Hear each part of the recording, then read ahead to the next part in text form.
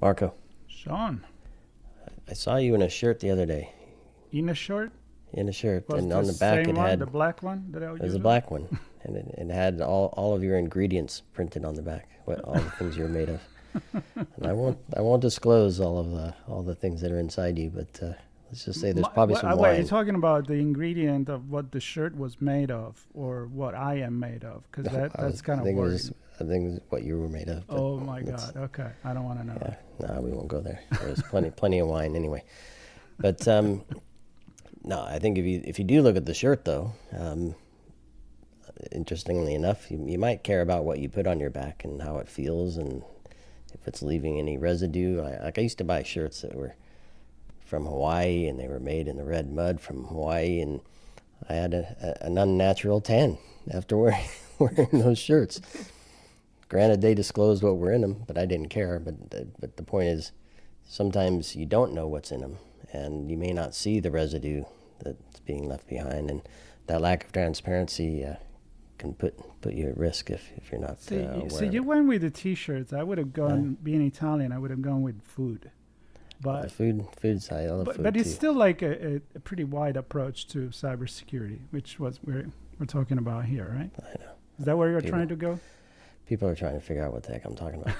Yes, yeah, I think ultimately we're talking about what is our business made of, and and sometimes consumers of the business care what the business is made of, especially if they're partners with the business. And the only way to know that is through some transparency and visibility into supply chain and all the things that we're using, from physical to digital elements, and perhaps even partners in the things that make up their businesses. So I'm thrilled to have Theresa Lanowitz on from LevelBlue again. We're going to talk about this topic in the context of the futures report that LevelBlue puts together every year. And Theresa, it's so good to see you. Hi, Sean. It's great to be here with you and with Marco as well. Yeah. So, what do you think about this metaphor? Let's start with that because I'm I curious. think it's a really, really interesting metaphor, especially Sean. You were talking about how you had a shirt dyed with the red dye with the red mud from Hawaii, and you had, I'm assuming you probably, sweated a little bit, and the the dye transferred to your skin. I would love to see what the ingredients were on the back of Marco's shirt. I think some people want to see that. Yeah, Probably that's for wine sure. and coffee mostly. Yeah, exactly. And I've had other shirts, by the way, that were made from natural ingredients, quote unquote, that were blue and greenish and left hues of those colors on the skin too. So I think I need to change my selection of shirt. Uh, but nonetheless, decisions need to be made.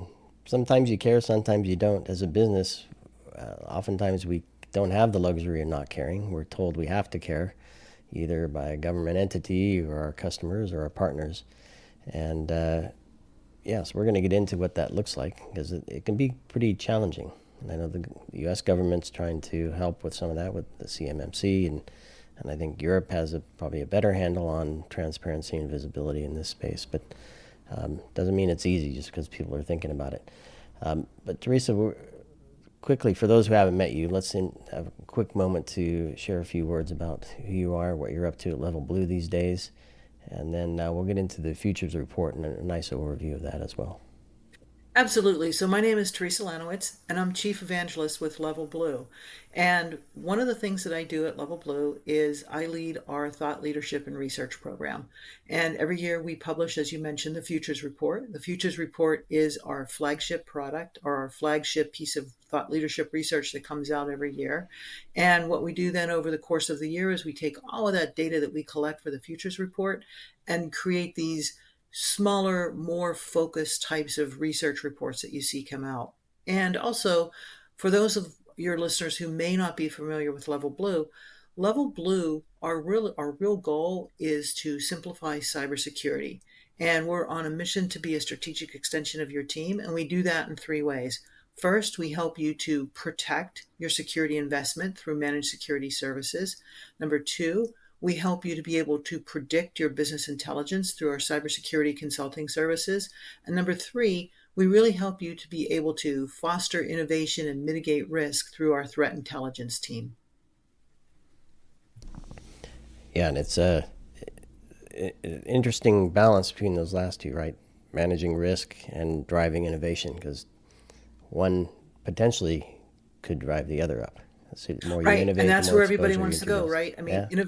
innovation is key, and speed is key too. That's one of the things that we've seen, over the past decade since software development tools have become much more accessible, far easier to use. We have great tools throughout the whole software development lifecycle, all the way from ideation to requirements to coding to managing the pipeline, testing along the way, performance testing, functional testing.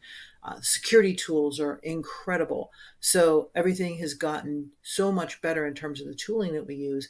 So that's enabled the process to speed up a little bit as well, or actually a lot in most cases. Yeah, so let's talk about, and we've talked about this in the past, a different segment of the research, but in this particular case, we're talking about the supply chain, and we're not looking at T-shirts, although, yeah, maybe they're part of that.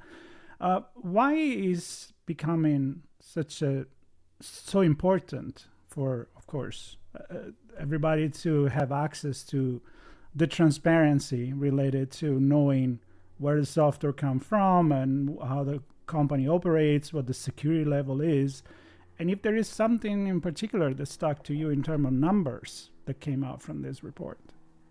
Great points. And let me take that in two parts. So, first, let's think about why the software supply chain is so important right now. Why is it a topic of conversation? And then I'll give you some startling facts that we identified in this piece of research.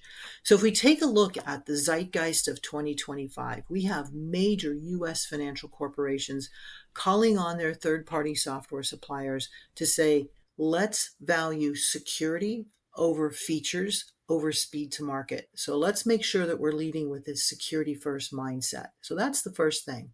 The second thing, in terms of why the software supply chain is such a topical event, is that we're living in the API economy. Nobody is doing all of their own software development on their own. Everybody is interfacing with an API, whether it be through your banking institutions, through your day-to-day lives in terms of retail, in terms of ordering food, ordering groceries, that sort of thing, and even in terms of signing into other sites, signing in through a common email application that everybody uses, or signing in through social media sites that everybody uses. So we're living in this idea of the API economy to make the transference, the collaboration of information and data so much easier.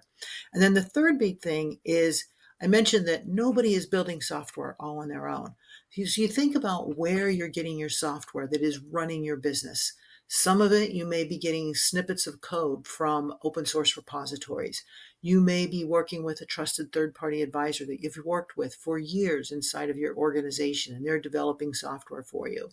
You may be getting some bit of software, commercial off-the-shelf software that you use and you integrate with that commercial off-the-shelf software. You're probably also developing some of your own software. There may be legacy code that you're bringing in or new source code that you're bringing in. So, and you're bringing in this software from all of these different places. And then, Marco, you alluded to it. We have these government regulations that are coming about saying, hey, we need to know what your software supply chain looks like. We want a software bill of materials, meaning we want an inventory of all of those software artifacts that you're using that we then are using in our software supply chain. And then you take a look at that, and there's just this global awareness. We've seen some high profile attacks over the past 3 months, most notably in the retail industry, moving into transportation industry and hospitality industry. So we've seen all of these different types of attacks, and everything has just come to the point now where software is the last mile. That fast-paced development, that fast-paced business world, you want to make sure that your software is ready to be able to go and be used by any of your partners and also to run your business. But you also want to make sure that it is secure. So then you take a look at that and you say, wow, I have all of this stuff coming from all of these different places. There's so many people, so many entities, including AI generated type of software that we might be pulling into our applications that we're building as well. So we have all of this software coming from disparate places, touched by so many in-person developers as well as AI type of developers as well. And you say, well, how do I really get a handle on this? I have to have some visibility into what's going on. And this is the second part of the question that you asked, Marco. What were some of the startling numbers that we found? We found that 80% of organizations with low visibility into their software supply chain, meaning they don't have that codified inventory or list of software components that's running all of their software. They don't know where that software came from. They don't know if it's come from open source. They don't know if it's come from something that's been internally developed. But 80% of organizations with low visibility into their software supply chain experienced a breach in the past 12 months. And then we take a look at the flip side of that. And if you have low visibility, 80% had low visibility, and they had breaches in the past 12 months, what we also found out is that 6% of organizations said they had high visibility, and they only 6% had a breach in the past 12 months. So you're far more likely to experience a breach if you have low visibility in your software supply chain than if you have high visibility. So 80% of organizations with low visibility had a breach in the past 12 months. 6% of organizations with high visibility had a breach. So the higher your visibility, the less likely you are to have a breach. And that translates into the business use case of we want to keep our systems operational because software runs the business. So it's a direct business, let's say, business risk reducer in a way. Absolutely, The it is a direct correlation business. is that Yeah, simple. Yeah. yeah. Yeah, it is that simple. And that's the very first thing we talk about in this bit of research is if you have low visibility, you're far more likely to experience a breach. We also go into a lot more detail talking about, the lower your visibility is, the riskier things such as open source software become, unsupported software, legacy systems, the riskier that becomes. So the higher your visibility, the more you know what's going on inside of your software supply chain, the better off you are. And that also translates to you then, as the owner of that software supply chain, you have to go out and work with your third party providers and say, what are your security protocols? What are your security credentials? You can't just say, oh, this is a trusted third party provider that we've been working with. And of course, their software is secure. You never know where a vulnerability may exist. So you have to know your vulnerabilities. You have to be able to understand where those vulnerabilities live inside of that software that you're bringing in to run your business. Yeah, and visibility, patches have been a thing forever, right? Yeah. Visibility and awareness of what the weaknesses are doesn't mean you're going to close all those holes and plug all those gaps and patch all those vulnerabilities. It could also mean that you mitigate around or find other mitigating controls and ways to reduce that risk. Either change a partner or change how they connect or change the types of data or amounts of data. And as I'm talking about this, I'm thinking within the business. So a lot of what we talk about in ITSP Magazine is security, obviously, with technology underneath it all, which says CISO and CTO or CIO. But who owns supply chain visibility and security? Because I think the report found something that a role that I didn't even mention yet has the highest awareness of this problem. Yeah, so let's start there. That's actually a very intriguing point that you bring up because I was really surprised when the data came back as well. The CEO has the best visibility and understanding of the software supply chain and the risk that it brings. And you kind of have to scratch your head and say, why in the world would the CEO be far more attuned to what's going on with the software supply chain? Far more so than the CIO who manages the business of software inside of an organization, far more so than other C-level executives inside of an organization. The CEO has the greatest awareness of the risk of the software supply chain. And if you look at the role of the CEO has a broader view into the overall risk that is going on inside of the organization. Because many of the things that you just mentioned, Sean, such as being able to mitigate around some of the vulnerabilities that may exist in source code, or being able to change the way data structures are used or how data is stored, that sort of thing, those come down to technical aspects, and there are other risk factors involved in a business aside from its software. So the CEO has a really great broad understanding of what's going on with risk. What is the risk appetite? What can they afford to say, if something happens, here's what it's going to do to our brand reputation, to our stock price, to the way our shareholders perceive us, that sort of thing. So the CEO is a player I don't think anybody would have expected to say, who has the best visibility of the software supply chain? It's the CEO. Not saying that the CEO is sitting there saying, okay, I know this piece of software came from open source. I know this was AI generated, but the CEO understands the implication of the risk of the software supply chain. I'm going to make a point here because I always think about cybersecurity as a culture and not a code, right? It kind of make me think, because of this large overview, the repercussion on the brand, the repercussion with the partners and the customers. I think we just go there. Like, the understanding of the complexity of what you have in front, it gives you that kind of different approach to how you look at things. And you don't need to know what is in the code, but you do know that that's a risky behavior. Absolutely correct. You don't need to know what is in the code from the technical side of things, but from the cultural side of things, you understand where the risky behaviors might be. And you bring up such a great point about cybersecurity being a culture. And this is one of the things that we uncovered in our futures report, our flagship research that we published earlier this year. One of the things we uncovered is that the more organizations, the organizations that we see that have better alignment between the cybersecurity team and the line of business, they are far less likely to suffer breaches. They're able to budget earlier in a cycle of a new project for cybersecurity because they're building cybersecurity in at the beginning.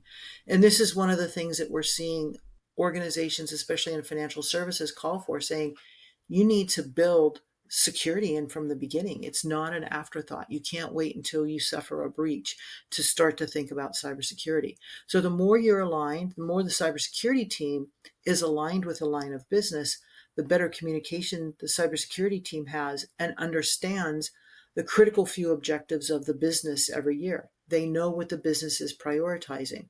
Whereas if the cybersecurity team is not aligned with the line of business, the cybersecurity team may say, well, let's think about implementing these controls this year, or let's think about, cleaning up some practices maybe over in this other area. And there's no alignment with the line of business and also where the innovation is occurring. So aligning with the line of business is one of the things that we see as extremely critical, and to have that cybersecurity culture built throughout the organization. One of the things we learned in our futures report research is that organizations who say all leadership roles have a cybersecurity responsibility with attached KPIs and metrics. That doesn't matter if you are in the finance team, the HR team, on the product side, on the marketing side, you have a responsibility for cybersecurity within your domain. And the types of organizations who say, yes, we can actually assign some metrics to that and make sure that everybody understands they're responsible for cybersecurity goes back to your point, Marco, of the culture of cybersecurity coming into an organization. So that plays out exceptionally well. I'm going to throw you a doozy here, Theresa, because that's what I like to do. So I'm going to connect the point on everything. It's an API economy. There's a lot of open source, and even if you think you're using a trusted third party, chances are they're using API services and open source as well. So it continues down the chain. And I think when I look back over time, the build by partner decision has gone from big monolithic projects down to we need this feature, or we need this small agent, or we need this web page that has this functionality on it now, and each of those is now a build by partner. Can we find a Mm-hmm. piece of software? Can we leverage an API? Can we reuse some other code that we have? Do we just grab something from GitHub? And and I think when organizations are building these things, the ones with more resources perhaps take more time to find more secure options, more resilient options, if I want to say that, and maybe some other organizations, perhaps even in other regions, because I think the report speaks to where was it, the APAC and Latin America regions, perhaps build software differently and therefore use more open source and other services to build the solutions that they're pulling together. So I guess with all that said, the question to you is, how does the maturity or size of an organization, if you have any insights into that, change the way they look at this problem, change the way that they tackle mitigating some of this risk? Really, really interesting point, because what you started to really kind of go down the path of there is we're not just talking about third party, we're talking about fourth party or the nth party. So, as you said, I'm working with a trusted provider that I've been working with for years, but they're also going out and getting some of their source code through open source repositories, or maybe they're contracting with somebody else to write some snippets of code, that sort of thing. So it's not just third party, it goes to the fourth party, fifth party, and so on, all the way down the supply chain. So looking at that nth party. What we also found out looking at regional differences, and this is highlighted exceptionally well inside of our research, we broke the regions out by North America, Europe, Latin America, and APAC.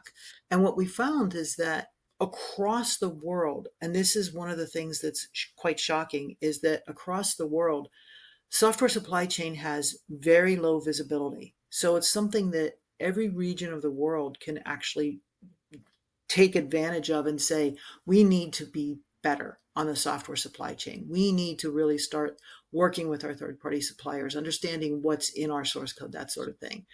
And then what we also found out is that across the world, across the world globally, people are saying, yes, it's highly likely that we're going to have an attack on our software supply chain. And then they say, yes, we're investing in it. But the thing that really struck me as odd is they say, we have low visibility. We know we're likely to be attacked through our software supply chain. We're investing in software supply chain security. However, we're not working with our third party suppliers. And that just strikes me as odd in terms of they're saying, yes, we're going to invest in it, but we haven't really begun to examine the security credentials of our third party suppliers and their suppliers throughout that whole software supply chain. And that's a global phenomenon. And there are some regions that are doing a little bit better, but across the board, that's kind of the story that plays out with the data that we collected around this whole idea of the software supply chain and the readiness across different regions of the world. Is there a financial reason why they are not moving in that direction, even if they do know that that's one of the reasons why they get breached and cybersecurity risk? I think one of the things that we see is, so they know that their visibility is low, and you both come from a development background. The idea of building software is tremendously difficult. And so the software developers are saying, yes, we know we have to do better on this. The people that own the software are saying, we know we have to do better on this, but it just hasn't really been a priority. So what we see happening now is we have this perfect moment because the CEO, the top person in the organization, has awareness of the criticality of the software supply chain. And what we're also seeing is that we've seen recent cyber adversarial gangs really executing against the software supply chain, getting into organizations through social engineering tactics, and then attacking the software supply chain. We've seen a lot of attacks like that in 2025.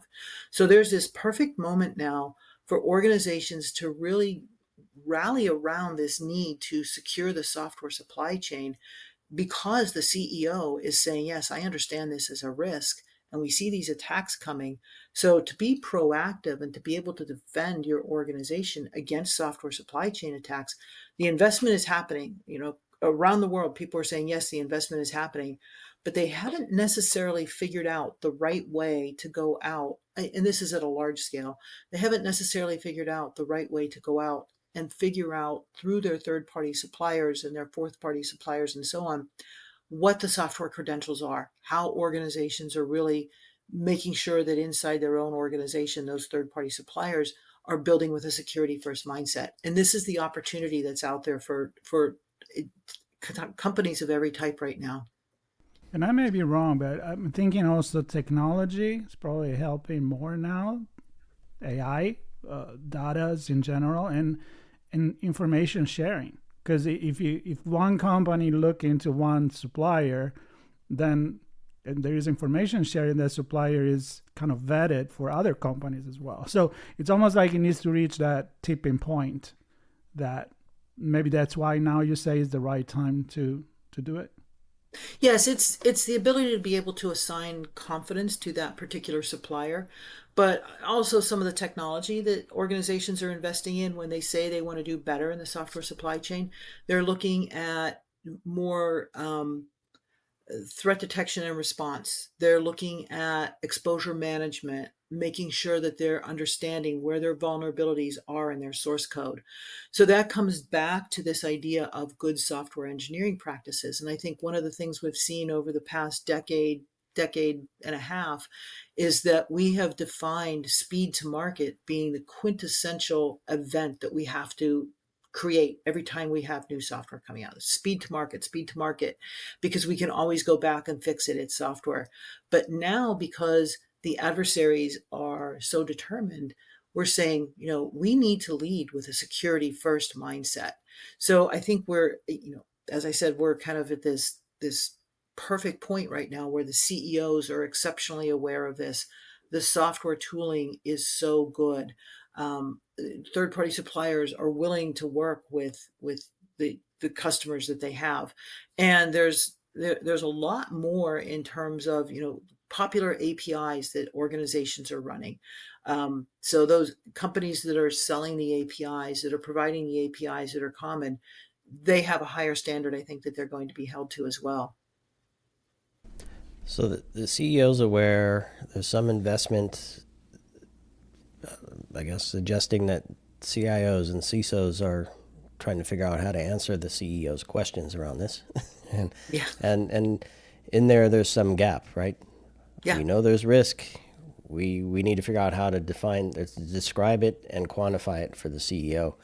And I think there may be a few gaps you might want to highlight, and also perhaps now's a good time to point out that you in the report you offer some guidance for how to take some steps to tackle this problem.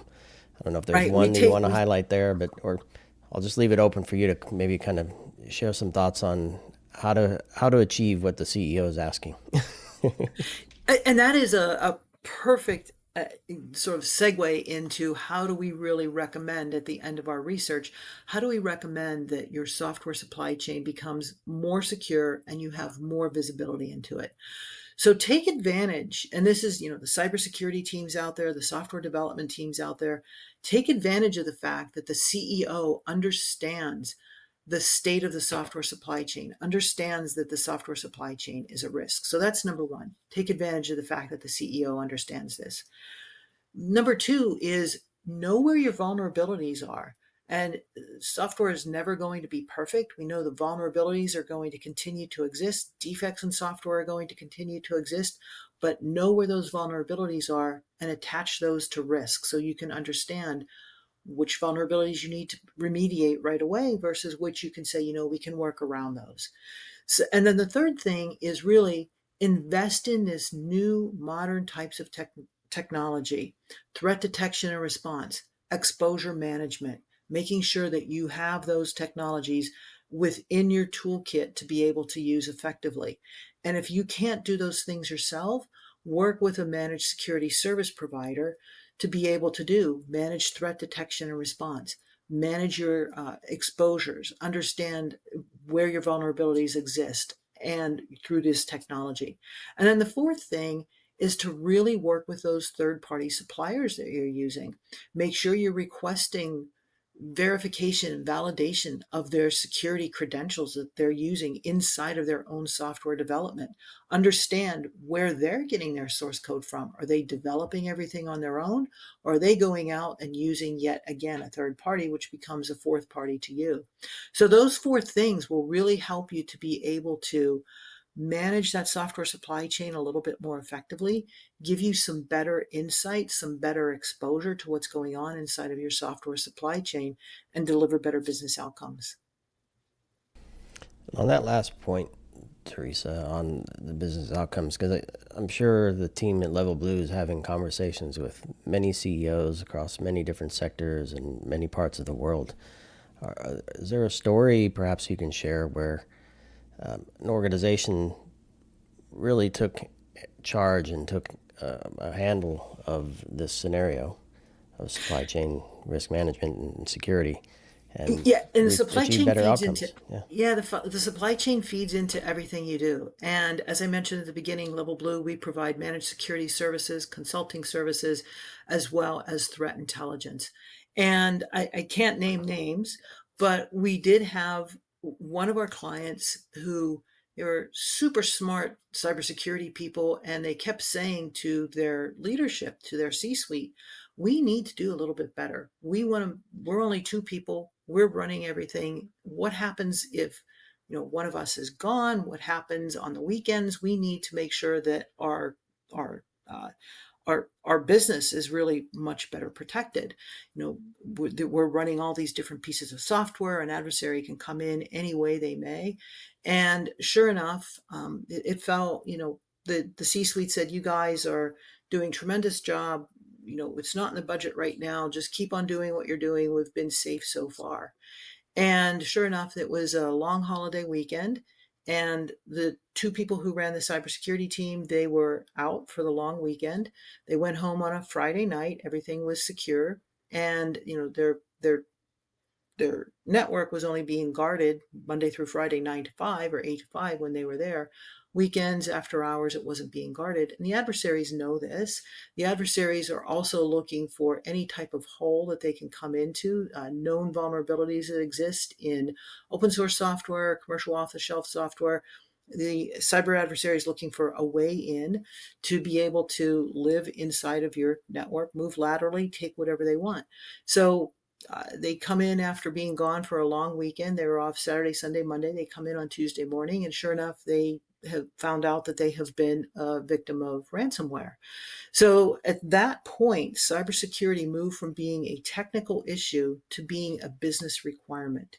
And they were able to then say, hey, we can bring in a managed security service company to help us manage and monitor 24/7, 365. We're never going to have any downtime when there's not somebody managing and monitoring what's going on.